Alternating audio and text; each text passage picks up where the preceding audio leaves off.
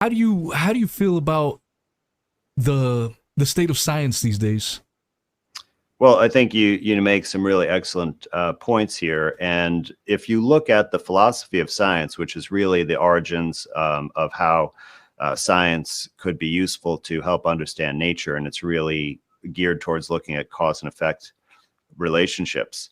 So one of those principles is that any hypothesis that you come up with, to explain the cause of something in nature, a phenomenon you observe, like, for example, a thunderstorm, if you wanted to do an experiment to determine the cause of that and had a hypothesis, right? You could say the hypothesis is that when, a certain percentage of the population wears a red shirt, then there's a thunderstorm, right? That could be a hypothesis. Now, we know it's not very rational, but it is falsifiable, right? And that's a key thing. So falsifiable means that you can question it and do an experiment, and if you're correct, that experiment will disprove the hypothesis. So for example, we could look at the days that it has a thunderstorm and see how many people actually wear red shirts, and then we will find out that actually there's no correlation, and so we could say that hypothesis is false.